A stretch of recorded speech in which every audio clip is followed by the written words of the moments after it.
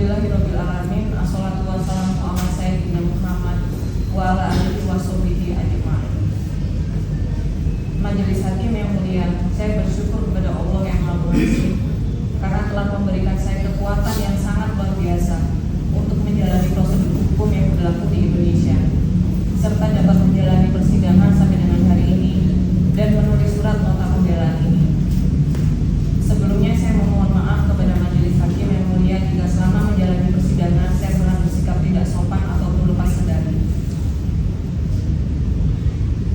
Surat nota pembelaan ini tidak akan bisa saya tulis apabila tidak datang pertolongan dari Allah Subhanahu wa Ta'ala, karena beratnya terpaan fitnah, tujuan penipuan, serta tidak sedikit ancaman yang telah saya terima dan pemberitaan yang tidak sesuai dan tidak pernah saya lakukan bahkan di luar sepengetahuan saya.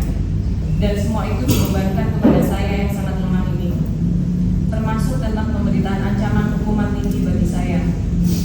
Semua terasa sangat menakutkan.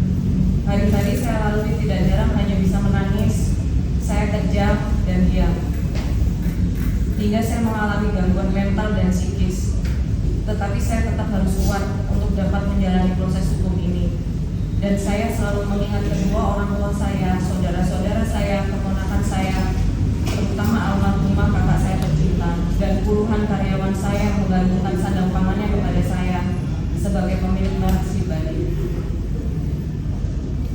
Saya seperti membuka luka lama jika harus mengingat kejadian ini. Begitu sakit dan sesak di dada saya jika saya harus berkali-kali menceritakan hal ini. Namun ini harus saya lakukan dan hadapi. Menyakitkan sekali ketika saya mengetahui karyawan saya terlambat menerima gaji. Kedua orang tua saya harus berobat dan harus makan sehari-harinya dengan usaha yang sangat luar biasa. Hari demi hari saya lalui sangat berat. Saya dipaksa untuk memikul beban semua kejadian ini yang saya juga tidak tahu sebenarnya ini permainan apa. Selain itu saya juga harus memikirkan bagaimana seluruh karyawan keluarga saya bisa makan. Tidak jarang saya selalu menyalahkan diri saya sendiri karena begitu bodohnya dan terlalu naif sehingga mudah ditipu daya, diancam oleh banyak orang. Saya juga merasakan sangat sakit ketika saya tidak dapat bekerja dan berproduktif lagi, dan sudah tidak ada kerabat yang mengakui dan mendukung saya saat ini. Majelis hakim yang mulia, saya menuliskan nota pembelaan ini bukanlah untuk suatu pembenaran atau persangkalan terhadap kasus yang saya alami, tetapi saya hanya ingin menjelaskan di muka persidangan yang terhormat ini secara langsung apa yang saya rasakan dan alami yang selama ini saya takut untuk mengungkapkannya. Saya mohon dengan sangat beri saya waktu untuk membacakan surat ini sampai dengan selesai. Dan jika Allah Subhanahu wa Ta'ala mengizinkan, saya ingin sekali kembali berkumpul bersama keluarga, kerabat, dan tentunya bersama seluruh karyawan saya. Kembali bekerja menjalankan usaha rumahan saya pribadi sebagaimana yang telah saya lakukan sejak tahun 2009. Saya hanya ingin bekerja dan bermanfaat bagi orang di sekeliling saya yang mulia. Mohon izinkan saya kembali bekerja dan berkarya yang mulia. Saya tidak pernah sedikit pun berpikir, berniat, ataupun bersama-sama dalam melakukan tindak penipuan yang seperti didakwakan, bahkan dituntutkan oleh jaksa penuntut umum. Saya hanya ingin bekerja yang mulia.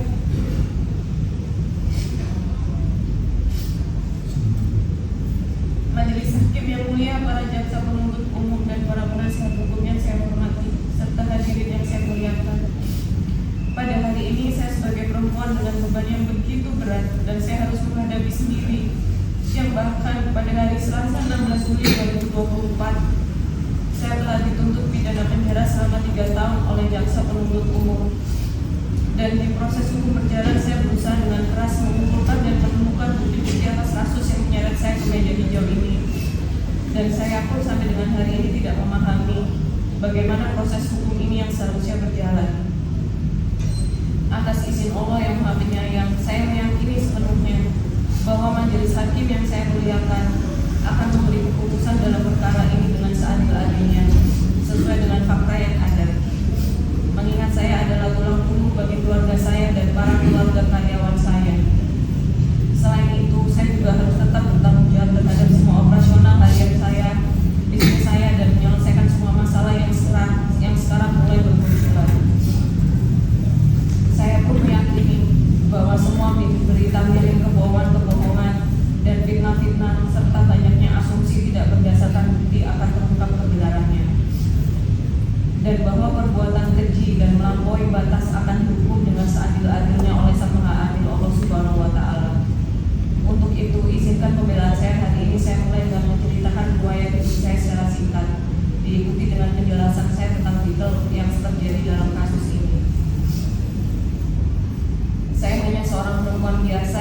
dari keluarga menengah dan tanpa privilege. Ayah saya pensiunan BUMN dan ibu saya seorang ibu rumah tangga. Pendidikan terakhir saya D3 Kepanjatan Fakultas Ekonomi Universitas Airlangga Surabaya. Saya sudah mulai bekerja sejak saya kuliah di semester 3 di toko kaos sebagai penjaga toko dan bagian distribusi barang. Maka dari itu saya memiliki passion lebih di dunia tekstil. Selain passion tersebut, saya juga tidak ingin membebani kedua orang tua saya. Maka dari itu saya memutuskan untuk memulai berbisnis. Saya mulai menjalankan bisnis dagang dan produksi pada tahun 2009 dengan merek Sribadi. Pada tahun 2010 merek Osaka Wedding, dan pada tahun 2013 kain Spray Surabaya. 2010 saya memiliki brand Sukaten. Saya memulai bisnis saya di dalam rumah orang tua saya. Semua saya kerjakan sendiri pada awalnya, terutama untuk merek Sribadi dan merek Osaka Wedding. Saya kerjakan sendiri mulai dari memotong pola kain hingga menjahitnya menjadi sebuah spray atau bed cover. Untuk Sukaten saya mempunyai partner kerja yang berada di Bandung untuk bekerja sama memproduksi produk clothing sesuai dengan pesanan customer. Seiring dengan berjalannya waktu dan pengalaman saya bekerja di toko baju, saya membuka toko offline Sribadi. Namun setelah 2 hingga 3 tahun berjalan, saya mengalami kebangkrutan dikarenakan banyaknya pesaing yang lebih besar dari bisnis saya. Kemudian saya berpikir bagaimana agar bisnis saya tetap berjalan. Akhirnya saya berpikir untuk berjualan online. Karena pada saat itu mulai banyak bermunculan beberapa situs penjualan online, dan untuk kategori wedding belum ada yang berjualan secara online. Setelah saya berjualan online, saya mulai memiliki satu penjahit. Dengan tetap saya yang memotong pola kain tersebut, hingga akhirnya bertahap saya menambah karyawan penjahit dan karyawan administrasi berdasarkan dari kebutuhan bisnis saya. Saya juga mengambil orang produksi dari kalangan ibu-ibu dan bapak-bapak yang pekerjaan dan seorang pembantu rumah tangga. Saya bertekad untuk mengajari mereka menjahit, memotong pola kain, packing produk jadi, hingga packing pengiriman kepada customer. Bulan demi bulan, tahun demi tahun saya jalani. Pada akhirnya saya mempunyai visi dan misi, ingin membuat masyarakat Indonesia dapat menikmati spray dan selimut lembut dengan harga yang terjangkau. Dalam proses perjalanan bisnis saya juga banyak belajar dan bertemu dengan supplier kerabat, teman yang bisa membantu saya dalam segi pemenuhan bahan baku, develop produk, dan menjadi customer tetap saya. Sribadi mulai dikenal secara online sejak tahun 2012. Alhamdulillah dengan kemurahan hati Allah Subhanahu wa Ta'ala, di tahun 2017 saya mulai mengalami kenaikan penjualan dari sisi Sribadi dengan bantuan dari salah satu teman fotografer saya di Surabaya, dan mulai membenahi dalam hal branding. Sampai dengan di tahun 2019 dan 2020 penjualan Sribadi mulai mengalami peningkatan yang signifikan dikarenakan saya dibantu oleh relationship manager atau disebut dengan RM di salah satu marketplace di Indonesia. Bagaimana cara mengelola toko online di marketplace dengan benar?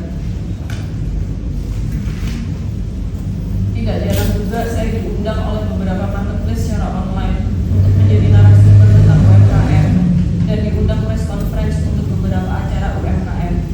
Begitu banyak marketplace yang memandang bahwa Sribadi adalah sebuah merek yang bisa berkembang, hingga akhirnya saya dikenalkan dengan teman perempuan saya oleh salah satu pihak marketplace di Indonesia yang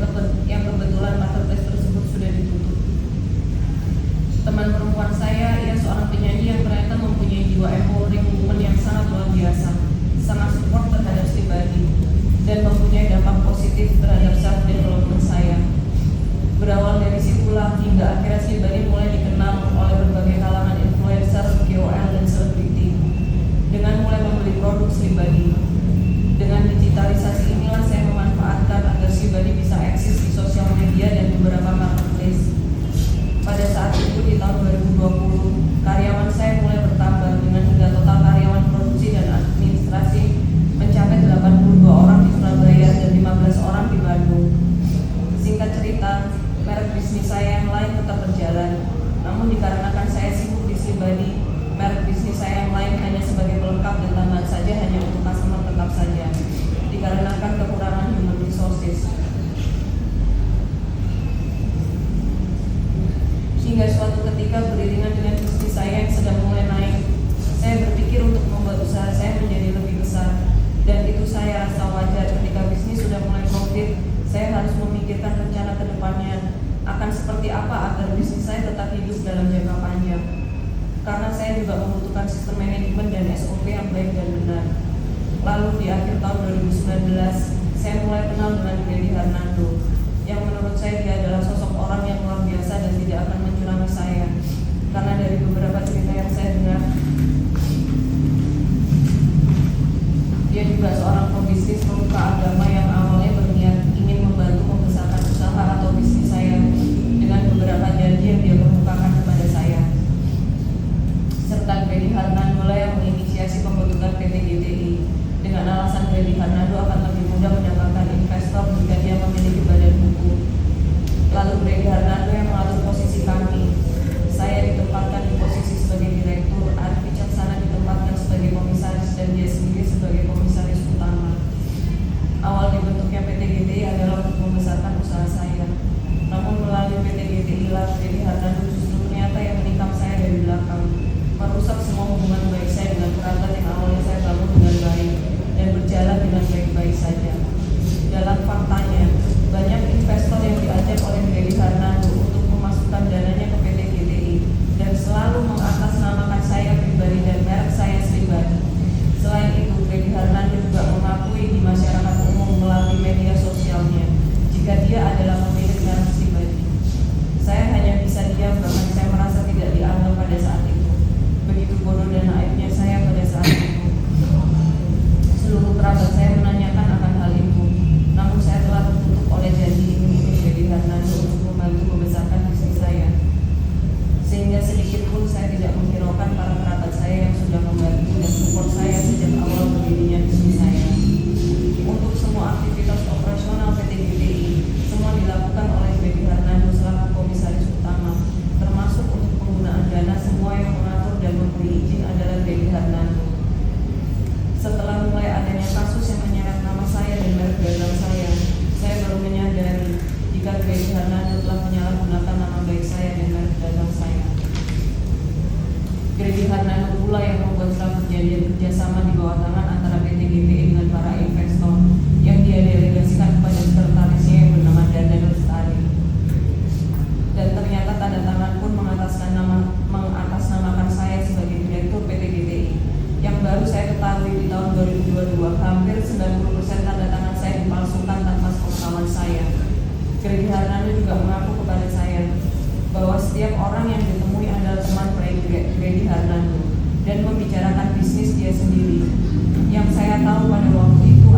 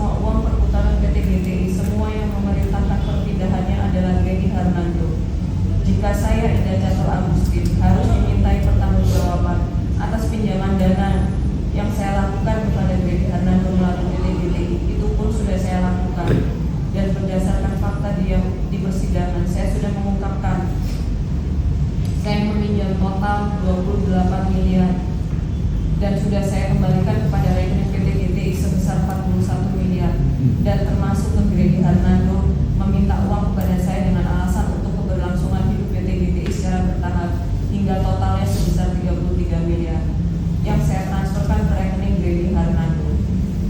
Dan uang yang saya transferkan adalah hasil laba dari bisnis saya. Dengan detail seperti itu, mohon yang mulia bisa membantu untuk mencermati dari sisi aliran dana. Saya mengakui bahwa saya meminjam dana dari Grady Hernando melalui PT GTI. Namun, apakah pengembalian dana dari ke PT GTI sebesar 41 miliar dari pinjaman 28 miliar dirasa masih kurang? Dalam faktanya banyak dana dari PT GTI yang diminta Grady Hernando secara pribadi. Ternyata ada banyak aliran dana ke beberapa bisnis baru Grady Hernando. Bisnis Grady Hernando tersebut adalah training ikan tuna, ikan sumbawa yang saya ketahui dalam faktanya istri Grady Hernando juga ikut investasi dan aliran dana PT GTI. Dari aliran dana PT GTI, investasi penjualan tas branded yang dikelola oleh istri Grady Hernando, pentransferan secara pribadi ke istri Grady Hernando dan orang tua Grady Hernando, PT Eko Sinergi, PT Ladang Laut Indonesia, investasi kepada PT Petro Energy Solution, investasi di klinik CS Delta, dan masih banyak lagi yang saya tidak sanggup jika mengingat kejadian ini. Seperti membuka luka lama sangat dalam sekali. Apakah itu adil yang mulia jika seluruh investor Grady Hernando menagih semuanya kepada saya, sedangkan saya sudah mengembalikan pinjaman dana saya beserta bunganya? Ketika para investor Grady muncul satu-satu dan mulai menagih kepada saya dengan cara tidak manusiawi, dan karena saya menghadapi sendiri dan saya sangat ketakutan, saya hanya berpikir sebisa mungkin sekuat saya selalu berusaha membayarkan kepada seluruh investor Grady Hernando sebagai salah satu bentuk tanggung jawab saya karena saya sebagai direktur utama, sebagai direktur PT GTI. Dan itu sudah saya lakukan termasuk kepada Chami Soryemin yang selalu menagih sejak Agustus 2022 dikarenakan Grady Hernando mulai sulit dihubungi. Khususnya kepada Chami Soryemin, selain saya membayar dengan uang melalui transfer, saya juga telah menyerahkan beberapa barang saya berupa tas-tas bermerek dan mobil untuk mengurangi hutang PT GTI. Lalu bagaimana dari sisi Grady Hernando? Apakah dia sudah melakukan kewajibannya? Terlebih Grady banyak menanam investasi dan saham di beberapa perusahaan yang memakai dana dari PT GTI. Apakah para investor termasuk Chami Soryemin telah menelisik itu? Bagaimana dengan aset-aset Grady yang dibeli menggunakan aliran dana dari PT GTI? Mengapa semua fakta ini tidak diungkap? Rasanya tidak adil jika seluruh tanggung jawab pembayaran hutang PT GTI saya harus bertanggung jawab semua. Mengingat banyak dana dari PT GTI yang Grady Hernando gunakan untuk berinvestasi di bisnis Grady Hernando sendiri, saya mohon keadilannya yang mulia yang saya hormati. Majelis Hakim yang mulia, para jasa penuntut umum dan para penasihat hukum, saya merasa sangat terpukul dan tak kuasa menahan kehidupan ini. Meskipun Grady Hernando tidak berniat mengambil barang dagang saya yang sudah dikenal masyarakat umum, tetapi Grady Hernando telah menarik saya ke dalam permasalahan ini yang menyebabkan semua bisnis yang sudah saya rintis puluhan tahun yang benar-benar saya mulai dari nol hancur sangat.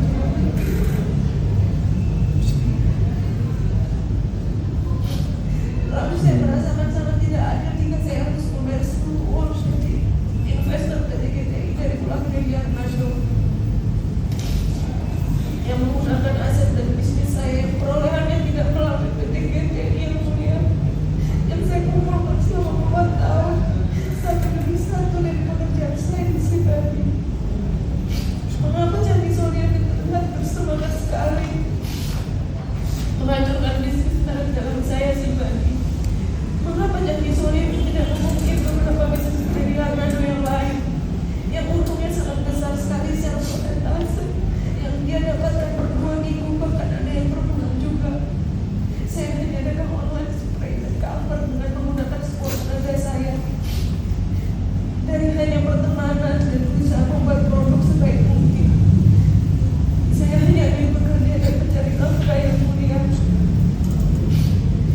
bandingkan dengan aset-aset dan usaha Granny Hernando, saya hanya sebuah sumur kecil dan pinjam siapa saja.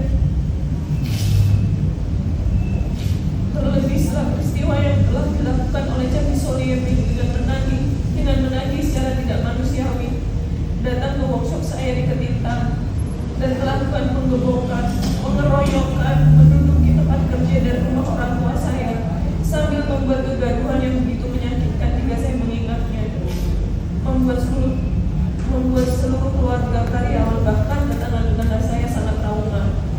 Intimidasi dilakukan, dan jika saya seorang Indah Catur Agustin harus membayar seluruh bunga dari investor PT GTI atas ulah Granny Hernando pasca penyegelan workshop saya tersebut, otomatis saya sudah tidak bisa melakukannya lagi karena pemasukan saya sangat turun dan saya harus merintis lagi. Bahkan atas perlakuan Chami Soliemi tersebut, saya menunggak gaji kepada seluruh karyawan saya, meninggalkan beberapa outstanding kepada vendor yang telah membantu operasional Sibadi dengan baik. Begitu menyedihkan, sangat menyedihkan, dan saya harus membayar penalti karena semua barang yang sudah deadline tidak bisa terkirimkan dan sudah tidak diterima lagi oleh customer saya. Terlebih hari ini saya dipaksakan untuk menerima tuntutan dari jaksa penuntut umum dengan sangat tidak manusiawi, yaitu selama 3 tahun tidak penjara. Selain itu masih dilakukan kata-kata dari jaksa penuntut umum, hal yang tidak pernah saya lakukan, yaitu tidak cocok ikut meyakinkan Chami Soliemi, termasuk bunga yang didirikan sendiri oleh Granny Hernando dan Chami Soliemi.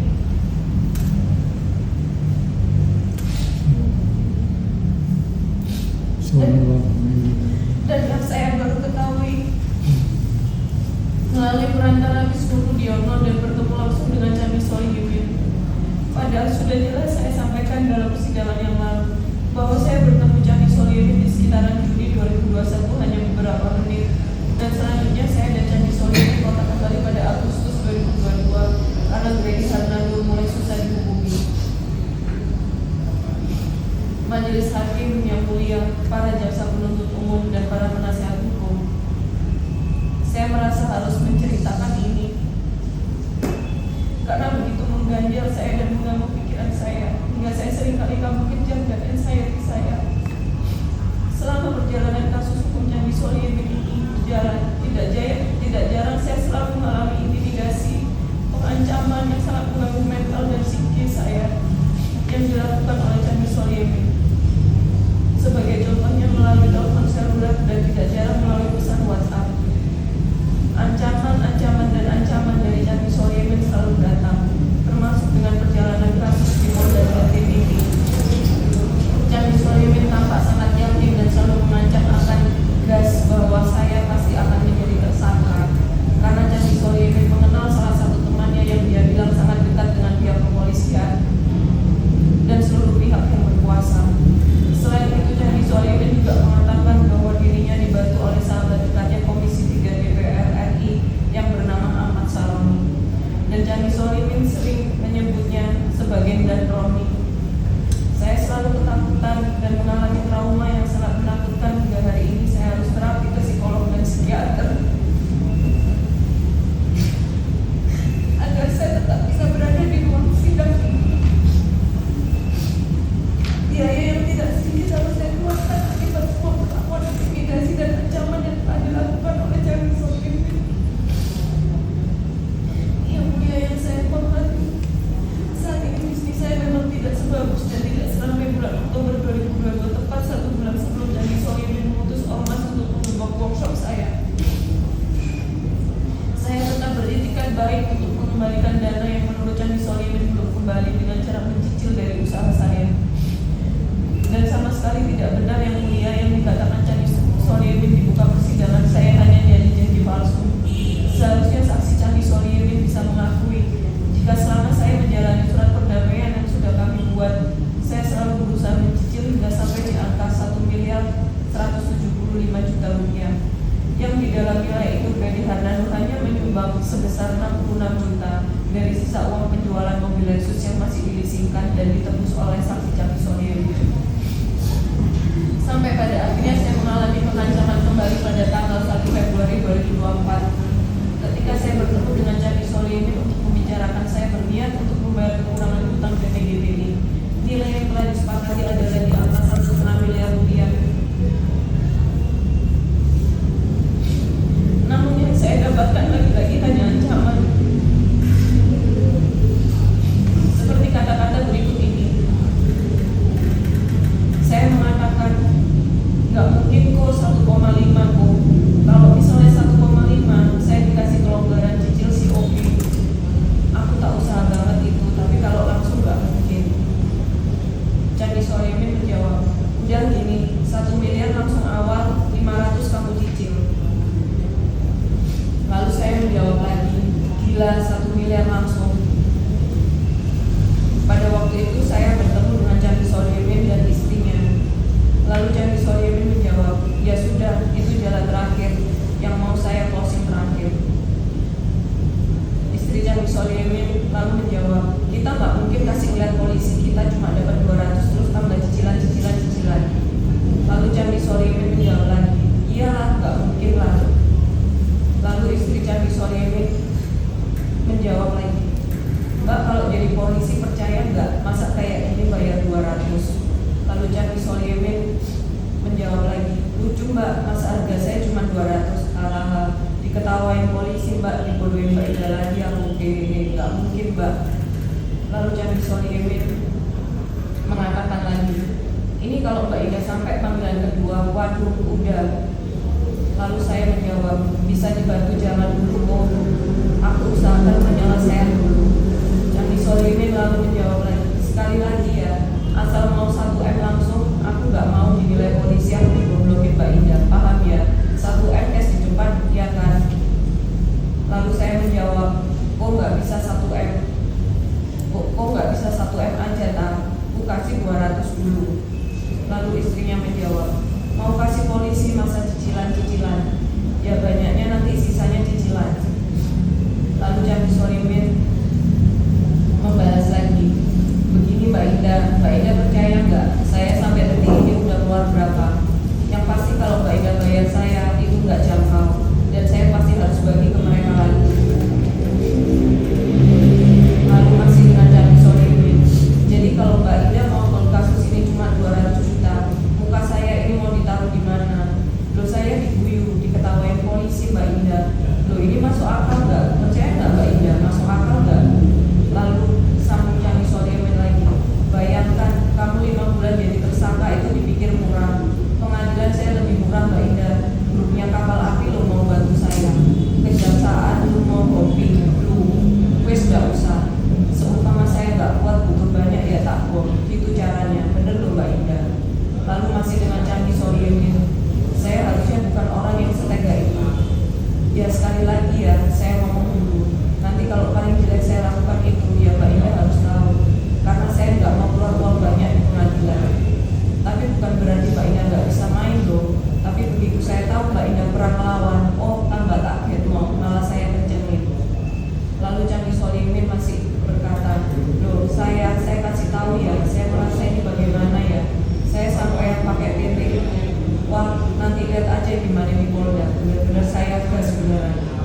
Mbak Ida kalau memang menghargai saya, ya harusnya dari PP sudah bayar. Masih dengan Candi Soemin, iya karena kalau misal tidak menyelesaikan sama saya, wah beneran Anda game over Mbak. Lalu disambung dengan istri Candi Soemin, sekali masuk nggak keluar. Lalu Candi Soemin menjawab lagi, iyo game over sampean, viral game over, nggak bakalan Anda dibantuin. Saya bukan yang menakut-nakuti loh ya, sampean saya viralin, saya masukin ke Jawa Pos, wah ya mati Anda Mbak, berdua sama kredit saya panjang, apa nggak mati Anda itu? Masih dengan Candi Soemin, dan yang pasti akan saya masukin Instagram, Anda sama Gredi masuk akunnya Komandan Saroni, dia langsung berita 1 nasional Surabaya Jakarta, apa nggak langsung hancur kamu? Hancur ya? Masih dengan Candi Soemin, hancur, saya sudah bilang dari awal loh, omongan ini sudah saya lakuin loh Mbak Ida. Saya kalau sudah ngomong gini pasti saya lakukan. Jujur ya Mbak, sampai Mbak Ida nggak masuk, ini saya beban, muka saya ditaruh di mana? Andre ini ngomong gini, oh jangan Gredi doang, lah Ida nggak dimasukin, saya nggak bayangin. Mbak Ida apa kalau memang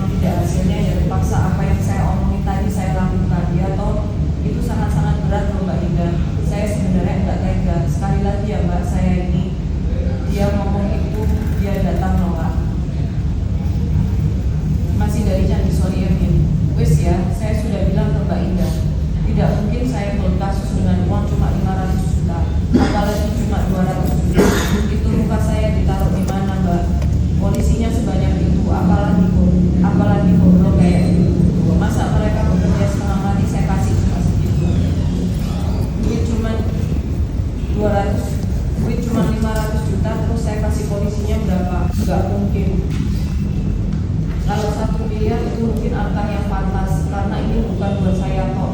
Percaya kan? Tapi kalau ini bukan buat saya doang. Mana ada yang gratis mbak, masa komandan tapi sok gratis KB. Gak mungkin toh mbak Indah. Ya dibagi-bagiin mbak. Wes.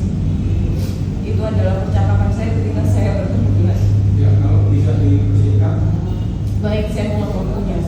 Majelis Hakim yang mulia, para jaksa penuntut hukum dan para penasihat hukum yang saya hormati.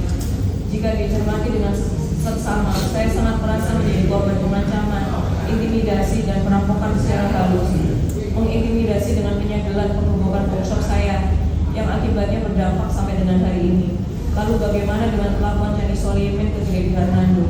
Apakah Candi Solimin juga melakukan pengebokan dan penyegelan atas semua seluruh aset dan bisnis yang telah dikucurkan dana oleh Freddy Hernando yang menggunakan dana PT GTI? Jika dihitung dengan seksama, Freddy Hernando telah berulang mengacak-acak dana yang masuk di PT GTI serta merusak visi misi awal dari PT GTI. Secara aset pribadi juga sangat lebih banyak yang dimiliki oleh Freddy Hernando beserta istrinya. Majelis Hakim yang mulia, saya menegaskan saya tidak pernah sedikit pun berpikir, berniat ataupun bersama-sama dalam melakukan tindak penipuan yang seperti didakwakan bahkan dituntutkan oleh jaksa penuntut umum. Saya adalah juga sebagai korban dari kejadian PT GTI yang diinisiasi oleh Freddy Hernando. Kerugian yang saya derita secara material, nama baik dan kesehatan saya menjadi hancur lebur yang mulia. Akibat dari PT GTI pun rumah tangga saya telah hancur dan saya bercerai akibat permasalahan ini. Saya hanya perempuan lemah yang hanya bisa bekerja dan mencari nafkah untuk orang sekeliling saya. Saya hanya meminjam uang dari Freddy Hernando untuk membesarkan bisnis saya dan saya sudah membayar bunga kepadanya. Saya memang terlalu naik dan bodoh. Uang yang saya pinjamkan melalui PT GTI yang saya sendiri juga tidak mengetahui source uang dari orang siapa. Yang saya pahami hanya saya meminjam dan berkewajiban mengembalikan dan membayar bunga. Lalu ketika Freddy Hernando meminjam uang kepada saya dari laba bisnis saya merasa berutang budi kepadanya dan dia berjanji akan mengembalikan. Majelis Hakim yang mulia, dengan kenaifan dan kepolosan saya sangat-sangat percaya begitu saja dengan semua yang apa dikatakan oleh Freddy Hernando. Termasuk saya ditempatkan di posisi direktur dan kebetulan itu adalah pertama kalinya saya diajak mendirikan PT. Saya menyadari akan kesalahan saya, kelalaian saya dan kebodohan saya. Dikarenakan menjadi seorang direktur di suatu perseroan terbatas adalah bukan sesuatu yang remeh dan seharusnya saya mempelajari apa saja tugas dan kewenangan seorang direktur.